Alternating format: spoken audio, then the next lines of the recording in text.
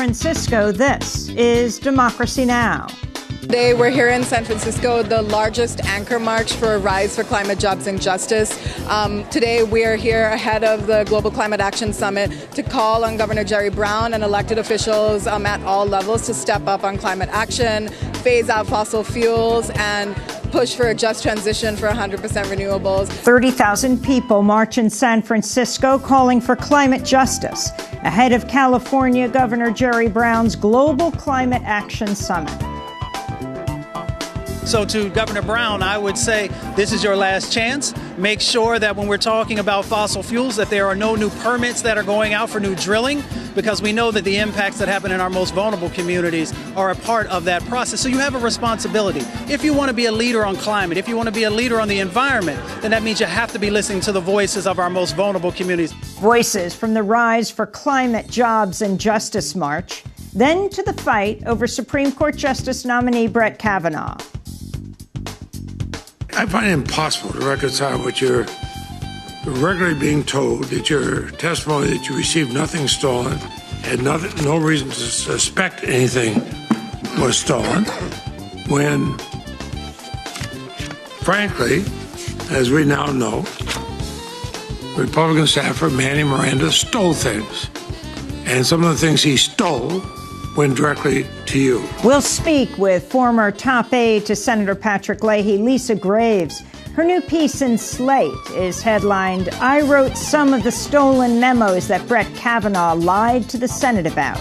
She's now calling for Kavanaugh's impeachment as a federal judge. All that and more coming up.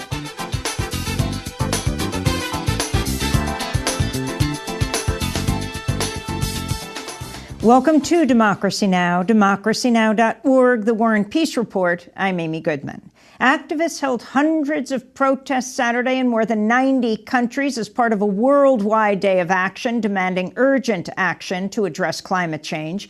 In France, tens of thousands of people joined climate marches across the country. In northern India, about 10,000 students and teachers tied red ribbons to trees in an action to end deforestation. In the Philippines, nearly 1,000 people marched in Manila to protest the country's reliance on coal. In New York City, 10 activists were arrested protesting in front of Governor Andrew Cuomo's office to demand New York State transition to 100% renewable energy.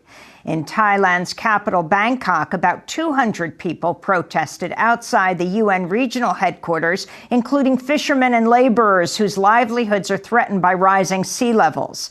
In Australia, demonstrators demanded a halt to plans for a $16 billion coal mine in Queensland.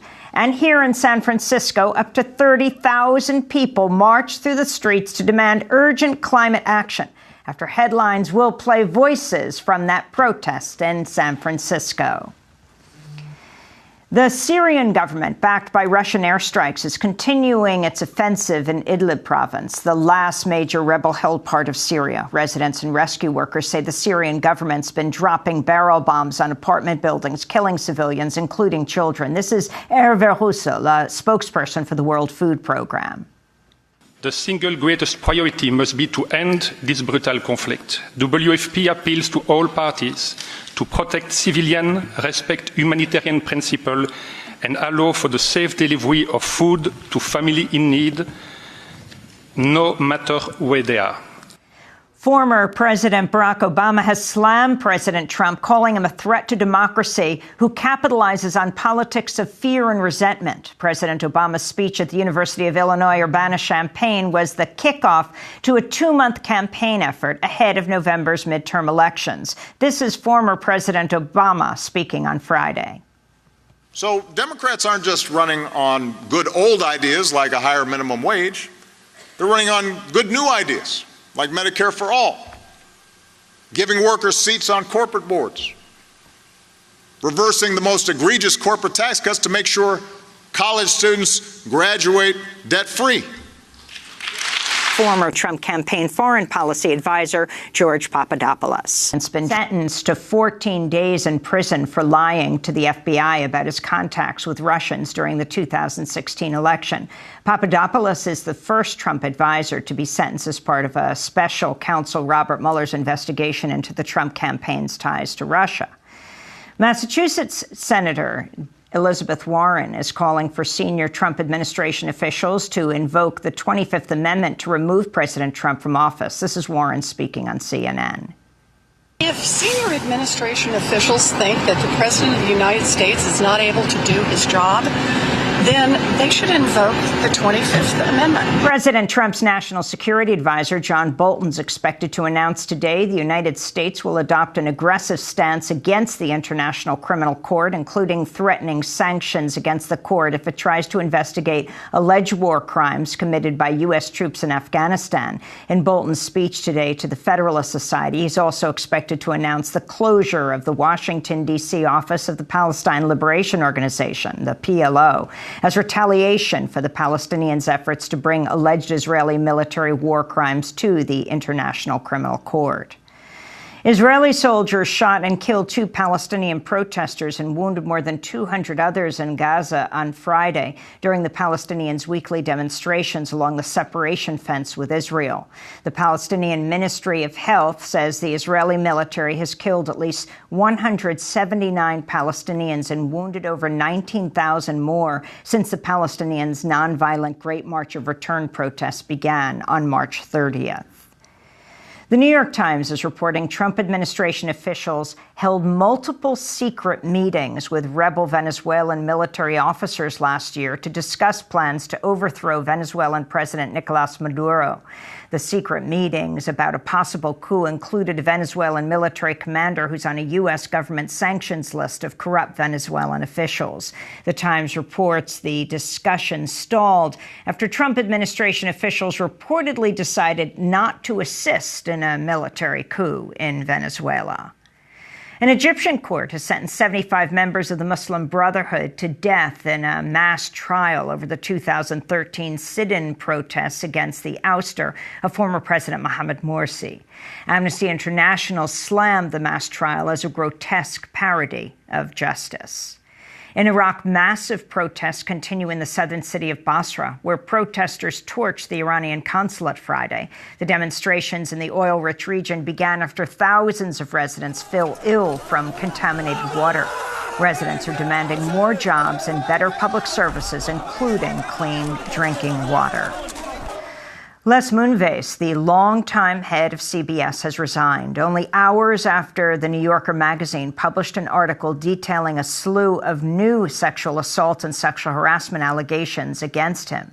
In July, 6 women accused Moonves of sexual harassment in a New Yorker article. Then on Sunday, the magazine published a second article in which 6 more women accused Moonves of assault and harassment, including saying he forced them to perform oral sex on him, that he exposed himself to them without their consent, and that he retaliated against them professionally after they rejected his sexual advances.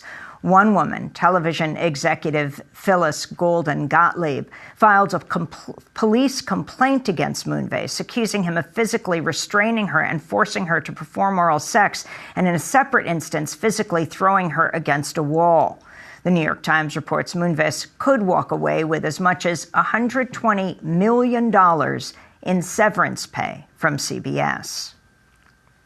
The New York Times reports the CIA is expanding its drone operations in Africa, including expanding an air base deep in the Sahara.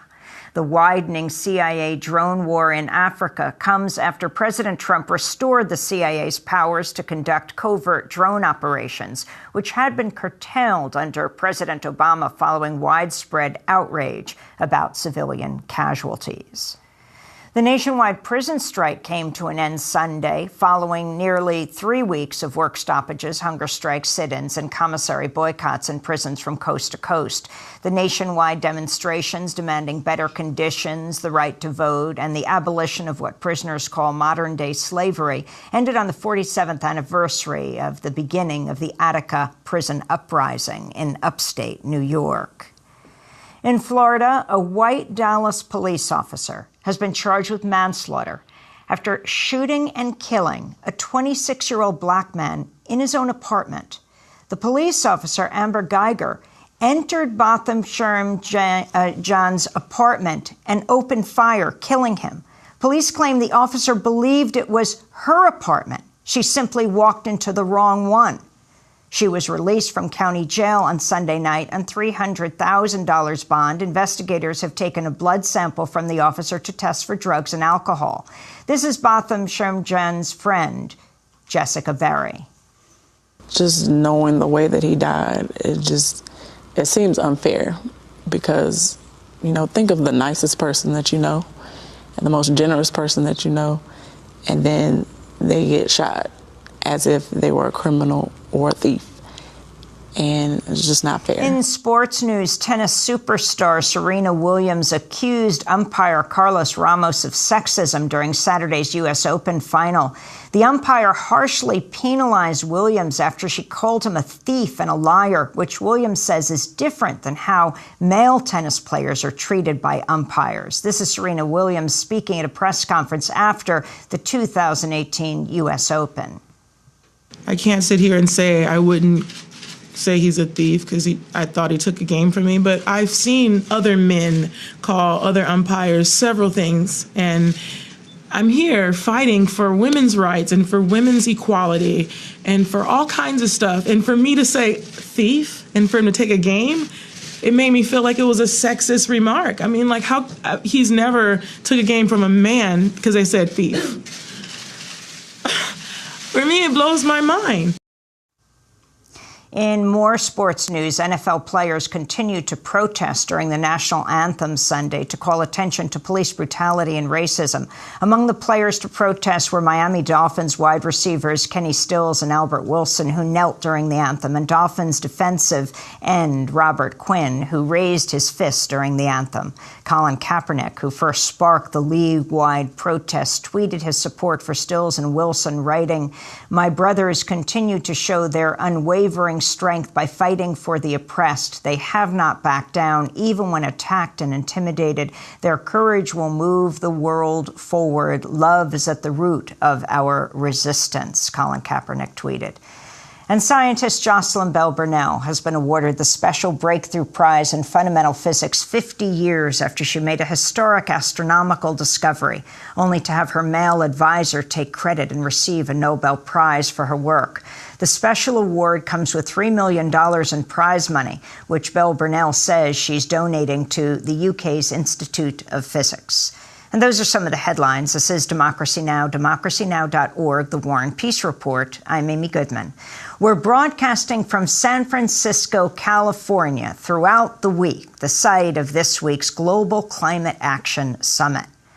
Activists held hundreds of protests Saturday in more than 90 countries as part of a worldwide day of protests demanding urgent action to address climate change. Here in San Francisco, up to 30,000 people took part in the Rise for Climate, Jobs, and Justice March. It's believed to be the largest climate march ever on the West Coast. The protest came just days before the start of the Global Climate Action Summit being organized by California Governor Jerry Brown. Well, on Saturday, Democracy Now! Was in the streets of San Francisco. My name's Tanu Yakupitiage. I'm with 350.org. And today we're here in San Francisco, the largest anchor march for Rise for Climate, Jobs, and Justice. Today we're here ahead of the Global Climate Action Summit to call on Governor Jerry Brown and elected officials at all levels to step up on climate action, phase out fossil fuels, and push for a just transition for 100% renewables. There's over 260 events happening in 50 states plus Puerto Rico today, and over 900 events in 90 countries. So it's a massive mobilization across the world. You're talking about global climate justice. Jerry Brown is holding a summit on this week. Do you applaud him for this? We need more than just empty rhetoric, and so it's not enough that these elected officials from all over the world are just meeting to pat themselves on the back. We're asking for tangible commitments, and we want to see that out of the summit. And so this gathering of tens of thousands of people in San Francisco, hundreds of thousands around the world, is really calling for tangible action in a time where climate impacts are massive. What do you want to see here? We want to see commitments at the Global Climate Action Summit to phase out fossil fuels, and commitments from cities and states across the country to 100% renewables that supports workers and anchors racial and economic justice. What about Governor Brown's reliance on oil in the state of California? For those who don't have oil in their state or don't understand California when it comes to oil, explain. Yeah, absolutely. So Governor Brown, California is the third largest producer of oil. This is impacting communities not just in California. For example, we had the Sarayaku from Ecuador here. The oil that is being extracted from Ecuador is refined in California. And so this is an issue that's beyond just California. And so when we call for the phase out of fossil fuels, this is ultimately about everybody's health, everybody's safety, everybody's ability to live in the communities that they want to live in. Good morning. My name is Ambrose Carroll. I'm the senior pastor of the church by the side of the road in Berkeley. And I, too, rise for climate, jobs, and justice. When it comes to air pollution and climate change, low-income communities, communities of color, and other marginalized groups bear a disproportionate burden. Ignoring these truths and spurring our obligation to protect the most vulnerable among us is morally wrong. For example, black children are 4.5 times more likely to be hospitalized for asthma and 10 times more likely to die from asthma than white children. My 10-year-old son, Ambrose Jr., is playing football this season in the Snoop Dogg League. We live in West Oakland, which is the transportation hub of the region that leads to and from San Francisco, where our air quality is impacted by pollutants stemming from factories, Bay Area rapid transit, ships, trucks, trains, planes, and automobiles. Ambrose Jr., you see, struggles with asthma. And so although he plays, we monitor his QVAR intake and we watch his play closely. We pray that he and other little children grow out of the condition, and we will march today in order to alleviate their discomfort. We rise today because all sentient beings deserve the right to breathe, and because we believe that Black life matters. Our next speaker, Miriam Cisneros, President of the Quechua people of Sarayaku in Ecuadorian Amazon. Quiero decirles a todos ustedes, hombres, mujeres, ancianos, ancianas, niños y jóvenes. I'd like to say thank you to all of the men, women, elders, and children who are here. I come from Sarayaku, Amazon in Ecuador. I want to tell all of you that I come from those forests, rivers, lakes, and mountains that have life. I come from there where the human being and Mother Earth live in harmony. I come from Casac Sacha. I come from the living forest. I also come from a people who has fought for years and years the threats of oil exploitation. I come from the land where we have defended millions of lives, and today we are here to leave you with our Casac Sacha proposal. Living Forest.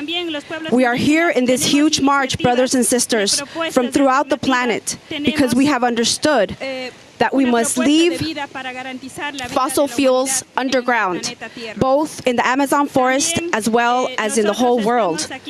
We are also here because we want the world to know that indigenous communities like ours, Sarayaku, possess innovative solutions, such as our own proposal of Casac Sacha, a permanent protection of all forests and life in our ancestral lands. The world requires just and noble solutions, such as this one, to confront climate change.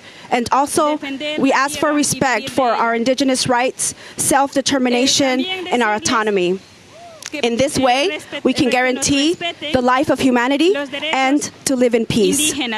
La autodeterminación, la autonomía para garantizar la vida de la humanidad y vivir en paz.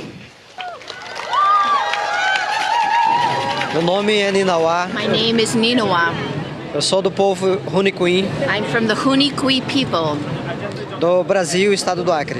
And I'm from the Brazilian Amazon in the state of Acre. Estou aqui para me juntar a vários povos indígenas e outros povos. I'm here to unite with other indigenous peoples and the peoples of the world. Para trazermos aqui uma luta em defesa dos direitos. Because we're here to defend rights. É dia em que os governos vão estar aqui reunindo para decidir pelo futuro do nosso povo. The governments are going to hold a summit to decide the future of the world and the future of our peoples.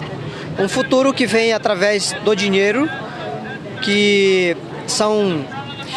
Their vision of the future is just about profits, making money. Que é uma coisa que está contaminando. And they make money by polluting and destroying this world. E nesses dias que estamos aqui, vamos trazer aqui essa mensagem, essa voz verdadeiramente da floresta. So I'm here to bring the voice of the Amazon rainforest to this discussion. Our next speaker is Rudy Gonzalez, the Executive Director of the San Francisco Labor Council. So in California and in the union movement, we know that climate change is real. I'm going to say that again. Climate change is real. I represent over 140 unions and 100,000 union workers in San Francisco. And in California, we've seen the real impact. The fires in the car fire. Our firefighters and our electrical workers are on the front lines, and recently we've even seen some of them go to work and not come home to their families. They and members of the community have lost their lives to this very real threat. And we're at a crossroads here, because after the fires, we know that it's our construction workers, iron workers and steel workers and carpenters and electrical workers who will rebuild our local economies and our communities. So when we talk about standing together to fight for climate justice and jobs, we have to talk about that old principle of solidarity. We have to stand together on these issues. I can tell you that the big corporations are trying the same tactic on us as a large community as they do to union workers every day. They offer a false choice. They say, choose between better wages or better working conditions, or choose between a secure retirement or affordable health care. And in the union world, we say no to that choice. We deserve all those things. And in the same way, we deserve a clean and peaceful planet for our generation and for future generations, and we deserve good union jobs. We can have good jobs and a clean planet. Voices from Saturday's Rise for Climate, Jobs, and Justice March. We'll go back to the streets of San Francisco in 30 seconds. We rise before the seas, we rise as tall as trees, we rise not just for you and me, but for all humanity. We rise before the seas, we rise as tall as trees, we rise not just for you and me, but for all humanity. We rise, rise for liberation, we rise, rise for all creation, we rise, rise for liberation, we rise, rise for all creation, we rise before the sea. This weekend. This is Democracy Now!, democracynow.org, the War and Peace Report. I'm Amy Goodman as we broadcast from San Francisco, California for the whole week, the site of this week's Global Climate Action Summit. We go back to the streets of San Francisco now to voices from Saturday's Rise for Climate, Jobs, and Justice March. Standing Rock! Long live Standing Rock! Long live Standing Rock! Long live Standing Rock! My name is Juan Flores. I'm with the Center on Race, Poverty, and the Environment. I'm a community organizer. We are located in Kern County, Delano, which for many years has been the city of the fight for farm workers movement. And now we're doing an environmental justice movement. It's very significant. We are on the district of Kevin McCarthy, who it's almost like Donald Trump's puppy in the White House. So it's very significant. It's a man that has a lot of power, but he does not have the will to protect our people. So that's why we're here today, to march, to make our voices be heard, so he can see that this is a bigger movement, and that this movement could very well be coming to his district one of these days. Talk about what's happened in Kern County. Kern County is the epicenter for oil extraction and hydraulic fracturing, one of the most extreme methods of extracting oil. 98% of the permits in the state of California for hydraulic fracturing happen in Kern County, specifically in communities that their demographics are on a very disadvantaged side. They're low-income communities and communities of color. Most of them are monolingual, and when they try to defend themselves, they actually get fight back just by the fact that they don't speak English. So it's very important that we're here. Now, you just enjoyed what you consider a great victory. What was that? Yes, Irving, a small community at the south end of Kern County, has put the toughest oil regulations that are on the law right now, currently on the state of California. No new wells can come to the city without properly being far away enough from residences. That's about 350 feet away from residents. Not even the state of California has that buffer zone. So little space, the state of California thinks that communities don't deserve it. And how did you score this victory? Well, you know what? With a lot of community power, people's power. They went out. They have been at it for 4 years. They made sure they win, that they exercise the right to vote, that they vote the right people into the council, young progressive women and men of color that have taken on to the leadership of environmental justice. And finally this year, they came out with this new ordinance. A little bit louder, 3. We want justice for our people. My name's Mia Yoshitani. I'm the Executive Director of the Asian Pacific Environmental Network.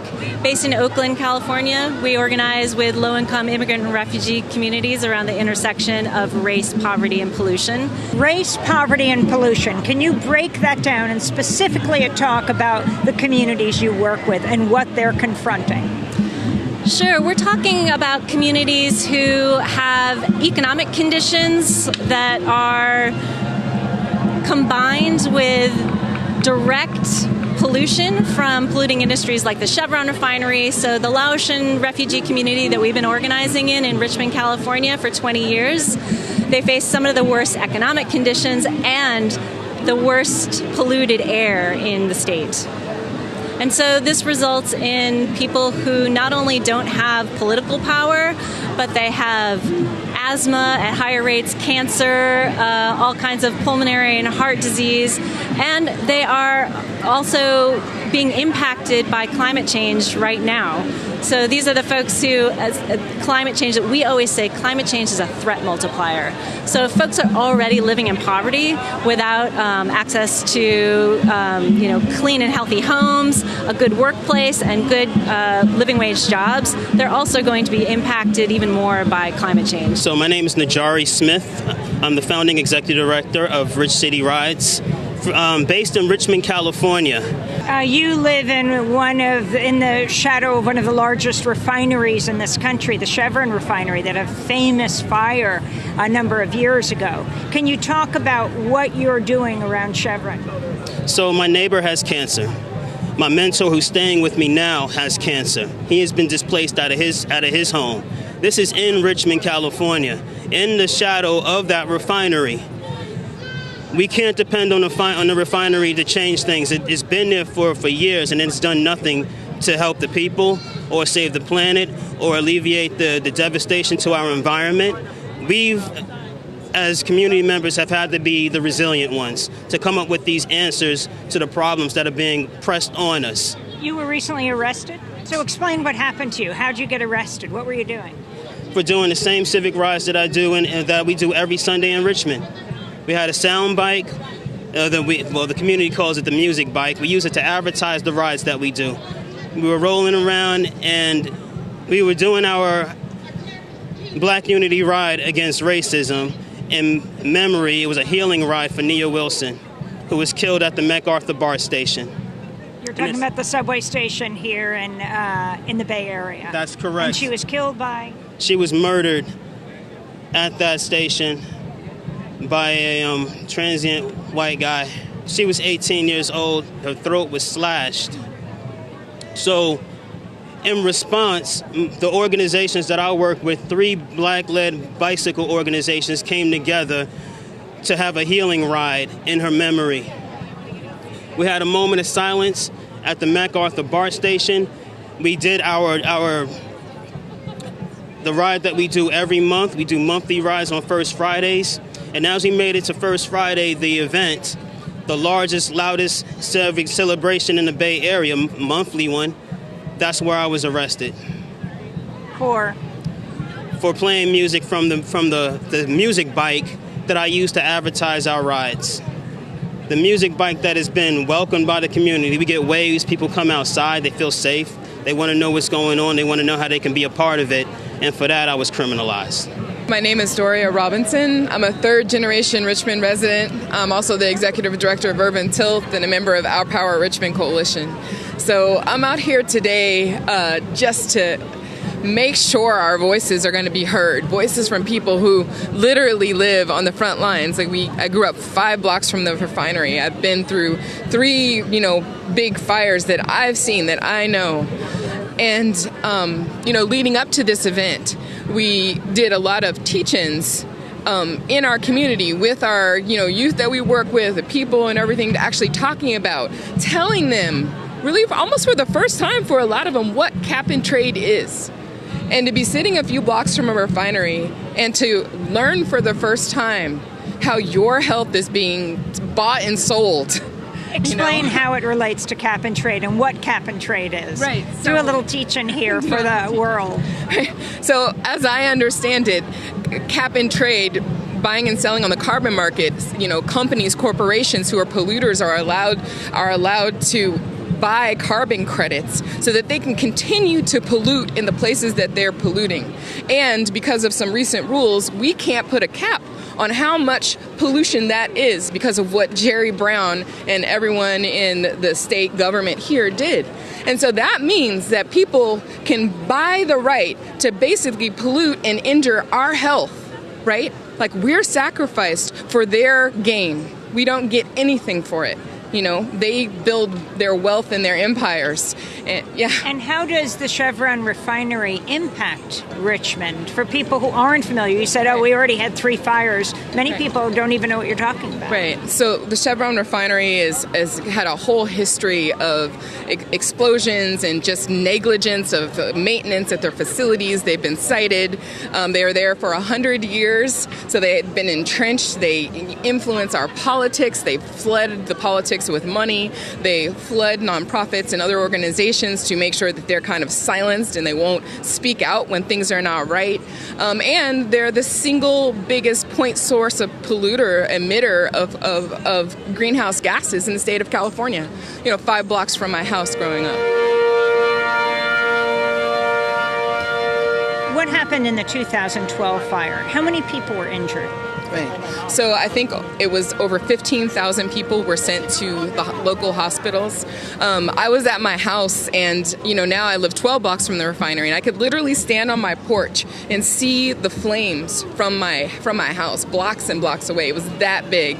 The whole sky went black. You could see the black cloud from San Francisco, which is 15, 20 miles away, and it just covered everything. This big, black, ominous cloud until the sky was dark and the sirens were going off. And literally that day, we are an urban agriculture organization, and we're out trying to revitalize communities and get people out of their houses from behind their bars and invest in health and try to, deal with some of the other issues that are facing our community. And that day we had just finished working with 40 youth in our summer apprentice program all summer to grow all this food, and that black cloud went across and dropped the noxious chemicals on every single thing we'd done with them all summer. And it just hit them like a brick.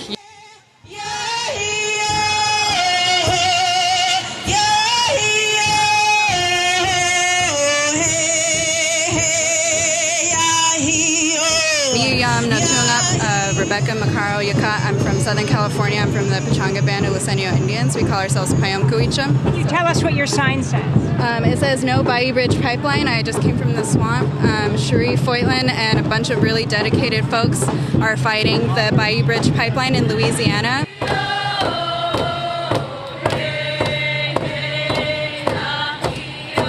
My name is Mark Tilson. I'm Oglala Lakota from Pine Ridge.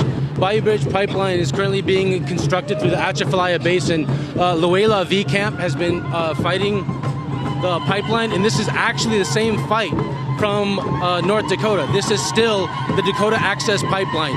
The pipeline fight is now in the bayous. It's no longer at Standing Rock. But there are people, indigenous-led resistance movement, still fighting the pipeline all the way down in the swamps and the bayous of Louisiana. And ETP is up to their old tricks.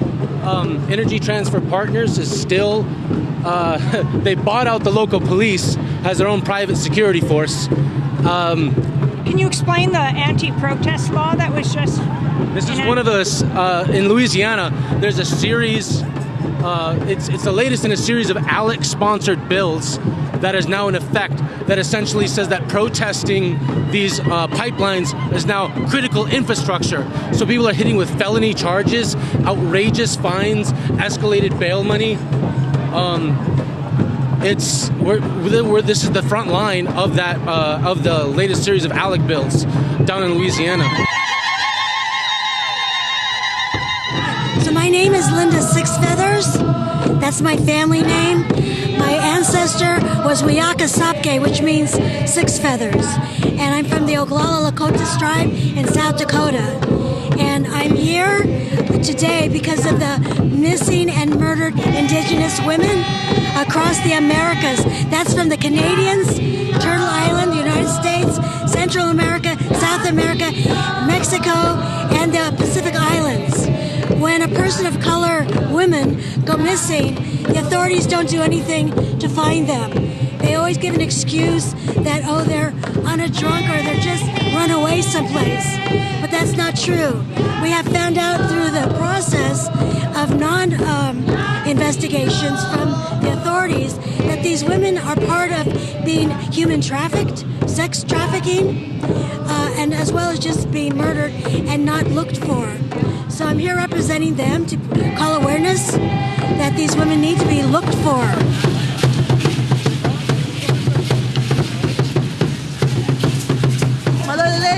My name is Loani Meitolu. I'm from Tonga, and I'm here. I'm also from the Pacific Islands, the great Southern Pacific. And I'm here with the Pacific Islander contingent, Wananui, Edge, Edwaj, Lamoran. The Pacific Ocean is our homeland. And why are you here? What statement are you making? You know, when you talk about climate change to us, Amy, we feel it in our gut, because our gut is our homeland. So and we could feel that rupture, we could feel that tearing with our land, with the climate. So that's why we're here, because we're on the front lines. I mean, we're here because we can feel the call. I'm Samantha Barnett. I'm from the island of Guam, and I'm here to protest against U.S. military contamination and testing of our waters and use of our land. We're here to advocate for an independent Guahan and a free and decolonized Oceania. Your sign says? My sign says decolonize, demilitarize, and defend Oceania. And what is Oceania? It's a grouping of islands in the Pacific, and we're the indigenous people from those islands. Are you Chamorro? Yes. What can you tell us about Guam and what's happening there now? Yeah, so Guam is a current colony of the U.S., and right now our people are advocating for our right for freedom. So we're a part of the group Independent Guahan, and right now we're really just trying to organize our community against a massive U.S. military buildup that's being planned. There is major military bases on Guam. Right, and there's a lot of training and testing happening in our waters and in our land. Right now, one of our sacred spots is called the Texan, and the U.S. military is planning on building a live fire training range there, which would poison our main aquifer. So it's literally poisoning our people and our water. Trump says get back! We say fight back! My name is Adrian Leung. I'm with the Chinese Progressive Association. So rice is traditionally cultivated on flooded paddies, and that emits a lot of methane. And there's been some innovation, genetically modified rice that will make it possible for dry seeding. And Microsoft in 2017 has already bought carbon offsets from rice farmers in Arkansas, Mississippi, and California. And we are very worried as Chinese and as Asian contingent that our staple crop, rice, will be commodified in this way. And we see with what happened with biofuels, what happened with other crops that have been commodified, is people lose control of these crops that are central to our lifestyles. And explain what you mean by Microsoft bought this. So Microsoft bought carbon offset credits from a voluntary market. And what that means is that they can keep polluting, powering up their data centers by saying that we have offsetted that pollution by helping these farmers to dry seed the rice. Rise up, rise up. Tell me what you need, what you really need. How we gon' get it? How we gon' get it? I'm Shira Newman. I'm 21 years old, and I'm here to show solidarity with the Rise for Climate, Jobs, and Justice and the California movement for a just transition to end fossil fuel production. Are you involved with the lawsuit? I am indeed. I'm a plaintiff on Juliana versus U.S. And what is that? Juliana versus U.S. is 21 youth suing the federal government, claiming that the actions they have taken over the last 60-some years to contribute and support the fossil fuel industry and cause global warming is a breach of our Constitution and is harming our constitutional rights to life, liberty, and property. When did this lawsuit start? How old were you? I was 18 when I filed as a plaintiff. When we first filed the lawsuit, it was the spring of 2015. You were suing President Obama at the time? We were suing the Obama administration. But now we're suing the Trump administration, but the focus is not on the president, the focus is on the whole system that has prioritized money and the fossil fuel industry over the fundamental rights of the people. We are the people too. A little bit louder, 3. We want justice for our people. Walter Riley. I'm out here because we have to have everybody mobilizing. And I'm with the 1,000 Grandmothers. My wife is a part of that. And I've been trying to make the fight with everybody else that has to mobilize. Now, I know another Riley very well, Boots Riley. You know Are you Boots Riley. any relation to him? I'm his father. And what did you teach him? I taught him to fight. I taught him to organize. I taught him to be a part of the movement for change. And I taught him to have respect for labor and political organizing for change. Now, I'm sorry to bother you, but I was wondering what you think about his film by that very title, Sorry to Bother You. I think it's an absolutely wonderful film, and I think it's something totally unique, as many people are saying. I think it's unique not simply because of the techniques that are involved, but because of the story that he's telling. And he's telling a story of class struggle, of fighting racism, and understanding the nature of who we are, living in a society dominated by corporations that want to profit from our labor, steal our souls, and destroy our planet. And the only way that we can fight back is organizing, and that's a very important aspect of the film. The other aspect of the film, that it's a film for everybody around class struggles, the importance of what it means living in this world as people. And so it happens that the people in it are black. Love each other! We have the solution! I'm Mustafa Santiago Ali with the Hip Hop Caucus. I work on environment, climate, and also revitalizing vulnerable communities. And I'm here for climate, jobs, and justice today, understanding that we have to take a holistic approach to being able to address the issues that are happening both in our country, to our most vulnerable communities, but across the planet. And it's great to see so many committed artists and grassroots leaders. I've seen some business folks as well, all coming together to say that we can rise, we can make the change that's necessary to address climate change issues. You worked at the EPA for a couple decades, is that right? You were the first person to publicly quit the Trump administration. Why then, and what do you think has happened to the EPA since? Well, I left because they were very honest about what they were planning on doing, and I knew that the things that they were doing around air pollution and water pollution were going to be damaging to all communities, but especially our most vulnerable communities. And then when I also saw the various proposals to eliminate science and to weaken climate-related activities, I knew that I couldn't be a part of that. I knew the communities that I had served for over 2 decades had worked diligently to be able to get things in place to make sure that enforcement was happening in their communities. And what we see now is that inside of the Environmental Protection Agency, we see chaos. We see folks who are moving forward on things like the affordable care, whatever it's called now, clean energy. They give a different name for it. We call it the dirty power plan. We know that that's going to have huge impacts. They said 1,400 lives are going to be lost. We know that those are conservative figures. More lives are actually going to be lost. We see that science continues to be weakened inside of the agency. We see that they continue to try and eliminate programs that are so necessary to protect all communities, but especially our most vulnerable communities. So they continue to try to move forward in this dirty fossil fuel agenda. But luckily, we have a number of people who are pushing back, who are standing up. People who are going to use their vote to make sure that folks on Capitol Hill are held accountable and making sure that they're putting pressure on the Environmental Protection Agency. The people gonna rise like the water. We're gonna calm this crisis down. I hear the voice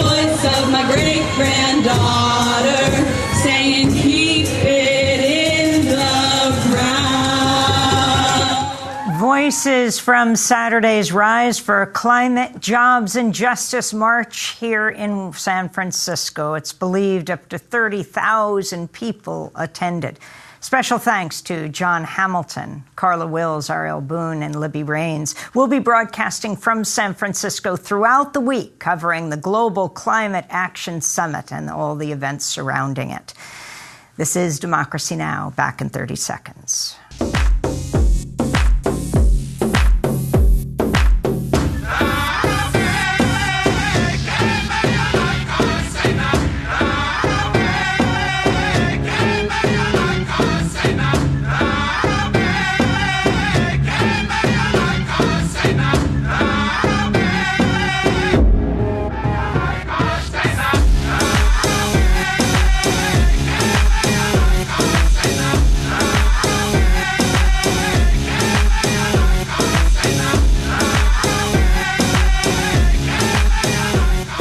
Different Heroes by a Tribe Called Red, featuring Northern Voice. This is Democracy Now! I'm Amy Goodman. Supreme Court Justice nominee Brett Kavanaugh is facing accusations of perjury following his confirmation hearing last week. Democratic Senator Patrick Leahy of Vermont has suggested Kavanaugh lied to the Senate Judiciary Committee during his 2004 and 2006 hearings to become a federal judge.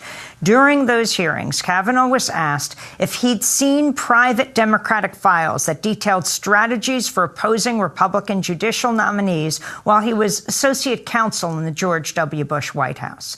The documents had been prepared by Democratic staff members and were improperly obtained by a Republican Senate aide named Manuel Miranda. This is a clip from Kavanaugh's 2004 confirmation hearing when he was questioned by Utah Senator Orrin Hatch. Did Mr. Miranda ever share, reference, or provide you with any documents that appeared to you to have been drafted or prepared by Democratic staff members of the Senate Judiciary Committee? No, I was not aware of that matter ever until I learned of it in the media late last year. Did Mr. Miranda ever share, reference, or provide you with information that you believe or were led to believe was obtained or derived from Democratic files? No. Again, I was not aware of that matter in any way whatsoever until I learned it in the media. Do you know if any other associate White House counsels had access to these type of materials that were improperly taken? I don't know of anyone who was aware of this matter, again, until the media reports late last year. But you were not? I was not aware of it. So that was 2004 when Brett Kavanaugh was asked if he'd seen the stolen Democratic files. Last week, Senator Leahy again questioned Kavanaugh about these documents. On June 5th, 2003, you received an email from a Republican Senate staffer with the subject line, spying. That is not overly subtle. This staffer appears in over 1,000 documents we received together with both you and Mr. Miranda. She says she has a mole for us, and so forth. None of this raised a red flag with you? It did not, Senator. Again, people have friends across the aisle who they talk to. At least this was my experience back then. Maybe it's changed. And there was a lot of bipartisanship on the committee. There was a lot of bipartisanship among the staffs. There were a lot of friendships and relationships where people would talk to, oh, I've got a friend on Senator Ted Kennedy's staff, or I have a friend on Senator Hatch's staff, or I have a friend on Senator Specter's staff. That kind of conversation and information sharing was common. So it did not raise the flags. Judge, I was born at night, but not last night. And if I had something that somebody said, we've stolen this, or this is how, don't tell anybody we have this, I think it would raise some red flags. While Kavanaugh may not see a red flag, others definitely do. On Friday, Demand Justice, Move On, and NARAL Pro-Choice America called for Democrats to seek a formal perjury investigation of Kavanaugh based on his testimony before the Senate Judiciary Committee. For more, we go to Madison, Wisconsin, where we're joined by a former top aide to Senator Patrick Leahy, Lisa Graves. Her new piece in Slate is headlined, "I wrote some of the stolen memos that Brett Kavanaugh lied to the Senate about." Lisa Graves is the former chief counsel for nominations for the ranking member of the Senate Judiciary Committee and was Deputy Assistant Attorney General in the Department of Justice, now co-director of Documented, which investigates corporate influence on democracy. Lisa, welcome back to Democracy Now! So explain exactly why you're saying, no, you don't want Kavanaugh confirmed to the Supreme Court. You want him impeached from his federal judgeship. That's right. I think the question really before the Senate should not be whether he should be elevated to a lifetime position for the next several decades, deciding cases that affect everyone, but whether he should even be on the federal bench. I think his testimony before the Senate has been proven false by the emails that have been released so far. And again, the emails that have come out in this confirmation were not before the Senate back in 2004 and 2006. And even still, the Trump administration and the Bush lawyers are trying to limit access to those emails. The ones that have been provided so far reveal that, in fact, Manny Miranda told Brett Kavanaugh that he had received, for example, a confidential letter that was provided by Democratic staff to Democratic counsel, by Senator Leahy's staff, to other Democratic counsel, and then recited the contents of that letter. Told Brett Kavanaugh to hold that in strict confidence. That's just one of several examples from the small sample of emails that have been released. And so I think what is warranted here is not a confirmation vote, but an investigation into perjury for Brett Kavanaugh, who, by the way, as many people may recall, actually cut his teeth working for Ken Starr, working to try to remove President Clinton for perjury, for lying under oath about sex. And here we have this man who came before the Senate in 2004 and 2006 and was not forthcoming. I think the questions that he was asked were very, very direct about receiving any sort of content that might have indicated that there was information being taken from Democratic staffers. And also, I would say, Amy, that the suggestion that there was sharing of information, that such confidential information by Democratic staff to the Republican staff is outlandish. We were united, the Democrats were united in the Judiciary Committee against the most controversial extreme Bush nominees that Brett Kavanaugh was working on. They were united on the floor to try to protect the courts, fair courts, from those judges. And the idea that this was normal for him to receive secret Democratic talking points and the like is simply false. I want to go to Unless Brett it was Kavanaugh normal because he was receiving those documents.